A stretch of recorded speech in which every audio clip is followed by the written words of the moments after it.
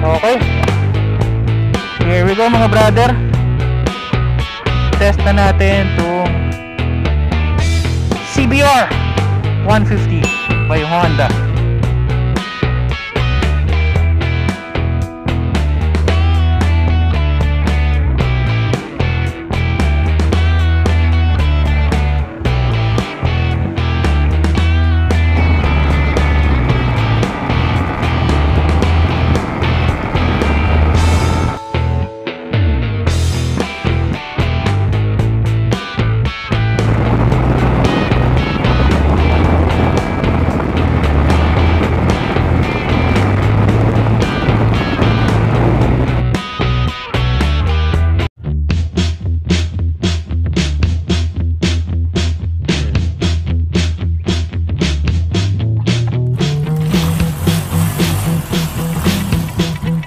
In the previous months, in-review natin ang 2020 Honda CBR 150R version 3. And at that time, talagang masasabi natin iba yung angas at saka yung yabang ng motor na yan. Although, I must admit, medyo nakulangan ako sa power output, especially if we're going to compare to the Yamaha R15. Now, for this year, 2021, Honda just released a new version of that motorcycle and it looks to be promising. Yan ang titingnan natin ngayon at titingnan natin ang mga puntos na talagang in-improve ni Honda sa bike niyan. Kaya ito, samahan niyo ako. Ako si Juan ng Motor1 and welcome back sa channel natin. Kung bago ka pa lang sa channel natin, brother, like and share this video para makarating sa mga tropa natin itong mga updates na to. And syempre, pindutin mo na yung subscribe button and then hit that notification bell. And also follow our Facebook page para lagi kang updated sa lahat ng mga motorcycle news, reviews, and tips na meron tayo. Saka syempre, maraming salamat G4 Sticker Works, Villain Mufflers by 01 Moto, napakaangas niyan, GP&E LED Lights, BF Ceramic Tin Philippines, Top Speed Advanced Accelerator Controller, and you can get them all from Top of Philippines. At maraming salamat din kay Ortega Auto Seats. The 2021 version ng CBR 150R already has an updated look into it. It now has sharper edges, tapos yung lines and flow niya are very aggressive. Actually, if you're not careful, you may mistake this for the CBR 250. Kumbaga, hawig na hawig talaga siya. Saan mang angulo, you will definitely say that this is a sports bike. In front, what you have is the updated looks na mas stylish na at saka mas maangas. You have the LED lights and signals that are already integrated sa fairings niya, unlike yung 2020 version na kumbaga nasa gilid pa rin yung twinkers na tinatawag natin. Pero ngayon mas okay na, it's already being part of that front fairings natin. The windshield as well looks like those Honda MotoGP bikes, so napakaangas talaga. Good form pagdating sa gas tank. LED taillights na rin yan, tsaka napakaganda ng dating because you have two parts. One is your rear light and then one is your brake light. You would also have the air cowling, obviously for aerodynamics reason, and then magkakaroon ka rin ng loud racing decals to add style and definition dun sa pinakamotor natin. The updated looks really works. Take note mga brother, itong version na pinag-uusapan natin is the Indonesian release. At kumbaga matatawag natin to na V4 na ng Honda CBR 150R. Because when India released their 2021 version, kaparehas lang siya ng version 3. May konting update lang doon sa features. So sana, para mas bago yung dadating sa Pilipinas, sana yung Indonesian version yung dumating sa atin. Bukod sa looks, updated na rin ang engine nito. What we would still have is the 149.1cc 4-valve single-cylinder dual overhead cam fuel-injected liquid-cooled engine that gives out 17.1 horsepower at 9,000 RPM and 14.4 Newton meters of torque at 7,000 RPM. 6-speed manual to mga brother, and although this has still less than power if we are going to compare to the R15 na merong 18.3 horsepower, meron naman tong mas better na torque kasi it's coming from a 13.7 Newton meters worth of torque to 14.4 sa version niya ngayon, laban naman sa 14 Newton meters na torque ng R15. We will have a 12-liter fuel tank, and reportedly, we haven't tried this yet, but we are getting feedback that this motorcycle can give out 40 to 45 kilometers per liter. When it comes to the brakes, what we're going to have in front is a single 276mm disc brake, 220mm disc brake. Ang maganda dito, dual channel ABS na yan. So kahit na medyo humataw ka and then you will have to do a sudden brake for emergency or what, mas dependable yung brake mo. May mechanism ka to make sure that you will not skid and you will have that stopping power.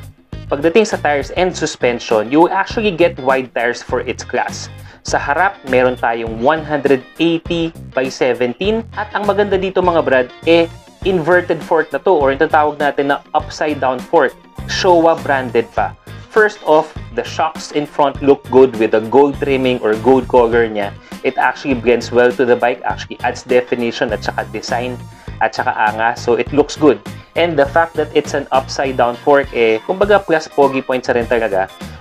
One of the advantage of having an upside down fork is yung pressure when it comes to turning and controlling the bike. Mas makapal na yung diameter neto, etong part na to. Kaya mas durable yung maaasahan mo pagdating sa delivery ng fork mo. Siguro sa susunod na pagkakataon na i-discuss natin sa inyo ano nga bang pagkakaiba ng usual or normal na telescopic fork versus that of the upside down fork. Pagdating naman sa likod, what we're going to have is 140 70 by 17 swing arm monoshock na Pro-Link system na rin yan. Pagdating naman sa dimensions niya or yung basic na dimensions niya mga brother, it has respectable ground clearance at 160 mm. Ang seat height niya is 782 mm, so Pinoy friendly. Kumbaga, if you're going to imagine it, mas mababa ng konti kaysa sa Aerox because yung Aerox seat height is at 785 mm. Ang weight niya is hindi rin naman kabigatan for its class. It's only at 139 kg. Actually, mas magaan to kaysa sa R15 na merong 142 kg na weight at saka mas mababa din to, yung seat height nito mas mababa sa R15. When it comes to the features, you would still have that beautiful LCD panel. Nag-enjoy talaga ako nung minamaneho ko yung version 3 na CBR 150R. Maganda talaga yung datingan ng panel. It's very visible. You would still have that rev count. You would still have the visible gear indicator. Napakalaking tulong. And all the other information such as fuel consumption, speed, and clock, and all that stuff. Siyempre, laging next na tanong natin dyan, lalong-lalong na pag may mga bagong version ng release, yung mga motor na napupunta dito sa Pilipinas, brother, magkano ba? So, the current version that we have now here in the Philippines, the 2020 version 3, nagkakahalaga ng 165,000 pesos. Yan na mga brother is yung ABS version na yan. Ngayon, we don't expect for the price to increase that much pagdating dito ng version 4 or yung 2021 version of this motorcycle. Bakit? Kasi medyo lalayo siya sa R15 pagdating sa presyo. Knowing that R15 is its main competitor, baka madali naman pagdating sa sales si Honda CBR 150R. So it would just make sense na medyo malapit lang sa presyo yan, yung 165,000 pesos. Next na tanong natin, brother, marerelease ba yan sa Pilipinas? Of course, kung mapapansin nyo, Philippines has always had the different versions of this motorcycle. Kaya it's really not a matter of if this will be released in the Philippines, but it's actually a question of when. Kailan nga ba ito darating sa Pilipinas? I'm sure marami na mga brother ang excited dyan. So there's no official announcement yet from Honda as to when this motorcycle will be released in the Philippines. But basing it on the trends as to when it was launched on other Southeast Asian countries at kung kailan siya darating dito sa Pilipinas, we, in my humble and non-expert opinion, we are projecting this motorcycle to be in the Philippines somewhere around September of this year. Give or take yan mga brother, more or less ika nga, pero hindi rin natin masyado talaga masasabi kasi given the pandemic, mahirap talaga mag-predict. But yan ang tansya natin as to when that motorcycle could be available dito sa bansa natin. So I'm very excited for this motorcycle to already go here and come here in the Philippines. Definitely one of the things na titingnan mo if you are going into the sports bike category, lalo na kung starter sports bike user ka. At saka syempre, ang lakas ng dating niya, ang ganda talaga ng bike na yan. So I'm very excited to put my hands on that bike, review it, at saka syempre, i-deliver natin sa inyo yan. Kaya dapat lagi kayo nakasubscribe, hit that bell, and follow our Facebook page lagi para lagi kayo updated sa lahat ng mga reviews, tips, and updates na meron tayo para sa inyo. Hanggang dito na muna yung video natin mga brother. Again, don't forget to like and share this video para may kagat natin sa mga tropa natin. At saka syempre, bago natin tapusin tong video na to, shoutout muna to Ban Moto Vlog, to Mechanic Rolly Moto, at sa lahat ng mga brother natin dyan na lagi sumusubaybay, sumusuporta. Maraming salamat mga brother. Huwag sana kayo masasawa kasi marami pa tayong content and videos for you. Paswak na swak ang panonood nyo sa channel na to. Kita-kits tayo sa susunod na video natin mga brother. Stay safe pa rin tayo ha. Salute!